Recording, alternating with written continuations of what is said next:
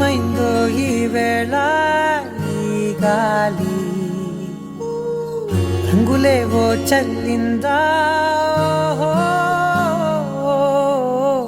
అందమైన ఊహేదో మదిలో వాలి అల్లరేదో చేసిందా మెత్తనైన నీ పెదవులపై పునా గుండె గదికే వెలుగే వెన్నెలా ఆనందమా ఆనందమదికే ఏ మందమొలికే ఈ పిలుపున అన్నయ్య అన్నయ్య నిన్నే అన్నయ్య అభికి ఆఫ్ సారీ ఇచ్చింది నేనే. ఎలా ఉంది? అద్భుతంగా ఉంది. చీరకే అందం వచ్చింది. చూడ్డానికి 2 కళ్ళు సరిపోవట్లేదంటే నమ్ము.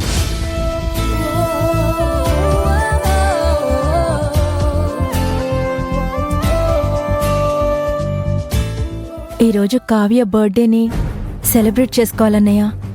మనమేం చేద్దాం? నీ ఇష్టం రా, నువ్వేదంటే అదే.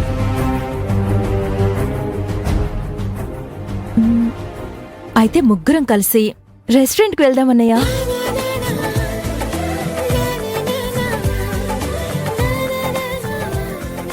మధ్యలో నేనెందుకులే లక్ష్మి, నాకు ఈ రెస్టారెంట్లో అవి అలవాట్లేదు.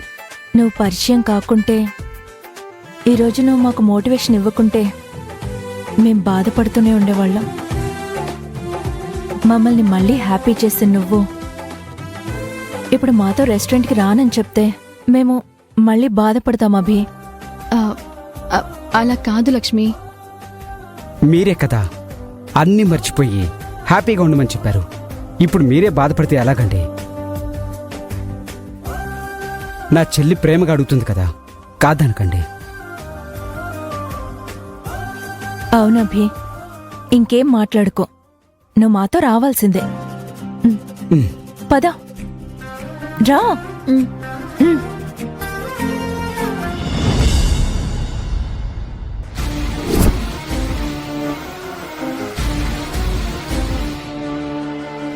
మనిషివేనా నువ్వు?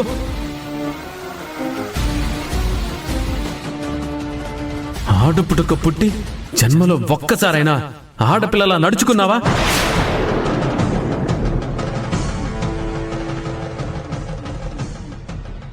రాహుల్, నన్నే అన్నన్ని మాటలంటావా? అందరి ముందు అవమానిస్తావా? అయినా నా మీద నీకు కోపం ఉండడం మామూలే. ఇన్నాళ్ళు మోసి కూర్చున్నా నువ్వు, ఇప్పుడు నాపై అరిచేదాకా వచ్చేసావు. ఇప్పటిదాకా లేని ధైర్యం అసలు ఇప్పుడెలా వచ్చింది? నీ ధైర్యం ఆ అభియేనా?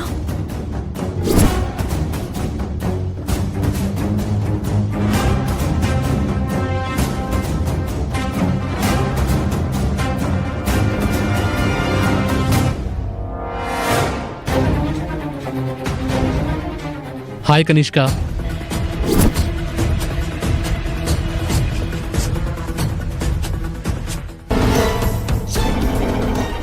కనిష్క, నిన్నే. ఏమైంది అంత డల్గా ఉన్నావు? నిన్ను హాస్పిటల్లో కాపాడినందుకు రాహుల్ నన్ను తిట్టాడు.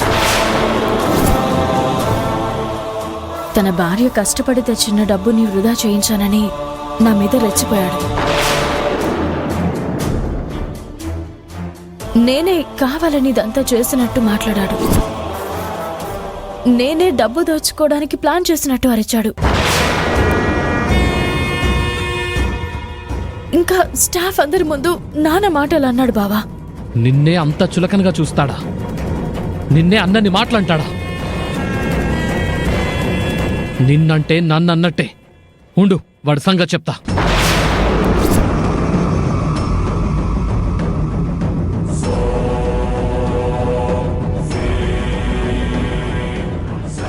ఏంట్రా, కనిష్కనేదో అన్నావట? ఏదో కాదు, ఉన్నదే అన్నాను. ఏంట్రా పొగరుగా మాట్లాడుతున్నావు? తను నీ బాస్, అది గుర్తుపెట్టుకో. నీ బాస్ అయితే నువ్వు నెత్తినెక్కించుకో, నేనైతే నా నెత్తికి ఎక్కనివ్వను. డబ్బులు నా కోసం ఖర్చు అయితే మధ్యలో తనేం చేసింది? తననెందుకు బ్లేమ్ చేస్తున్నావు? నువ్వు గుడ్డిగా తన నమ్ముతావేమో, కానీ ఏం జరిగిందో ఎందుకు చేసిందో నాకంతా తెలుసు.